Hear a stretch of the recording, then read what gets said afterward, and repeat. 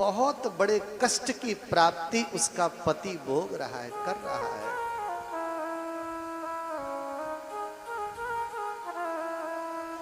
सही बताना, आपका पति कितना भी बेकार हो, आपसे बैर करने वाला हो, बात बात पर गाली देने वाला हो, पर जब पति के जीवन में कष्ट आता है तो पत्नी कष्ट भोगती है कि नहीं भोगती? पत्नी को दुख होता है कि नहीं होता?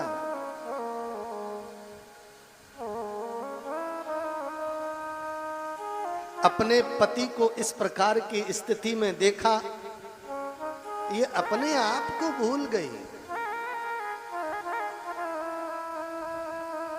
कैलाश पर इसे अब अच्छा नहीं लग रहा,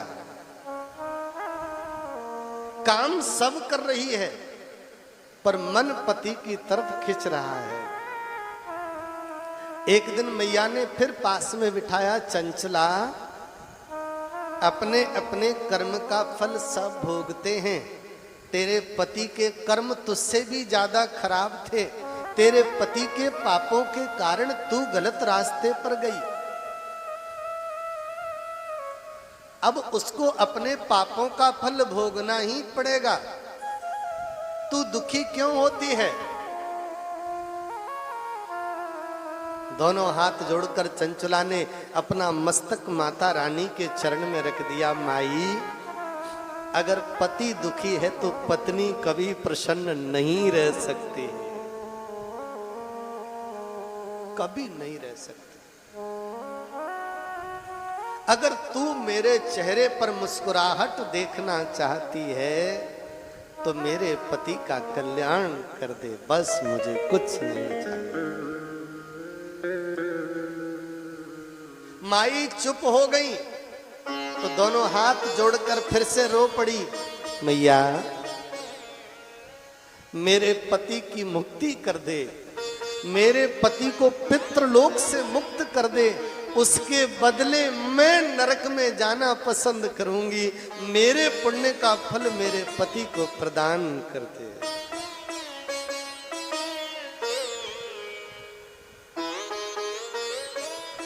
माताओं का हृदय बड़ा कोमल होता है।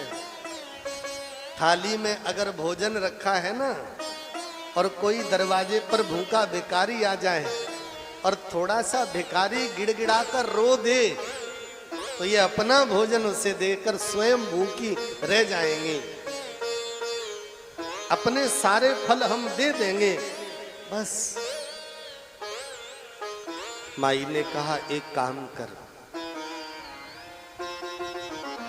शिवजी का एक बहुत सुंदर गण है जिसका नाम है तुम्बरु।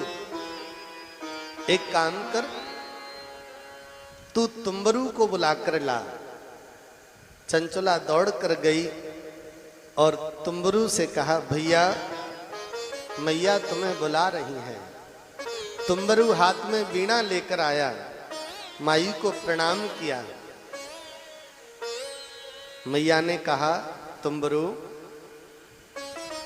हे तुम्बरो शिव प्रीत मम मानस कारक, सहानया विंध्य शैलम भद्रम ते गच्छ सत्वरम। हे तुम्बरु, हे शिव के चरणों में प्रेम करने वाले शिव के भक्त, शिव के गण, मम मानस कारकः, मेरा एक छोटा सा काम करोगे? तुम्बरु बोले, मैया कैसे कह रही है? तू तो आदेश कर, मुझे करना क्या है? तुम्बरु, सहानया बिंद शैलम भद्रम ते कक्ष, तुम इस चंचला के साथ में बिंद शैल पर्वत पर चले जाओ, विंध्याचल चले जाओ। तुम्बरु ने कहा, मैं वहां नहीं जाऊंगा। क्यों? बोले, वहां पर बड़े बड़े कुंडों में बड़े बड़े दुष्ट पापी लोग रहते हैं, वो राक्षस जैसे दिखते हैं, मेरे को खा जाएंगे। मैया ने कहा उन्हीं से मिलने तो जाना है। अरे जाना कहाँ है? बोले चंचुला के पति से बहुत बड़े पाप कर्म हुए हैं। एक काम करो, तुम तो शिव के भक्त हो, जाओ तुम्बरु और जाकर चंचुला के पति को शिव पुराण की कथा श्रवण कराओ।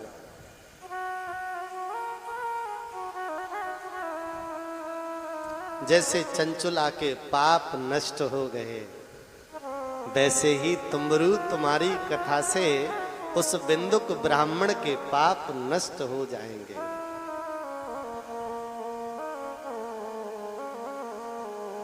वो शिव के स्वरूप को पहचान जाएगा और जब शिव स्वरूप उसके हृदय में उतर आएगा तो जीवन में जितने भी उसने पाप किए हैं सारे पाप उसके नष्ट हो जाएंगे। तुम्बरु चले जाओ। तुम्बरु ने कहा मैं नहीं जाऊंगा। मैया ने कहा तुम्हें जाना पड़ेगा।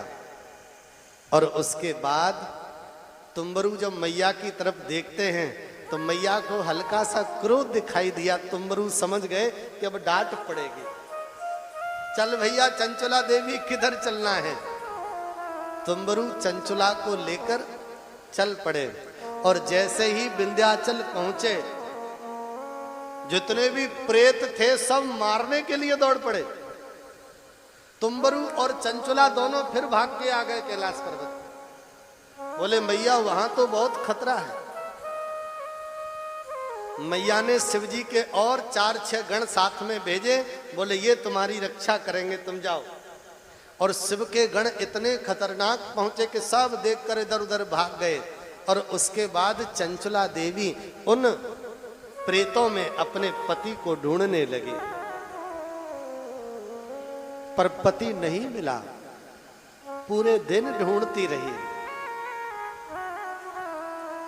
जैसे ही शाम का वक्त होने लगा उसी समय उसने देखा कि विंध्याचल की एक घाटी में, एक गुफा में, एक पेड़ के नीचे बहुत बड़ा प्रेत पड़ा पड़ा रो रहा है, तड़प रहा है, अपने पाप कर्मों का फल भोग रहा है। जैसे ही चंचला उसकी तरफ देखती है पहचान जाती है यही मेरा पति है।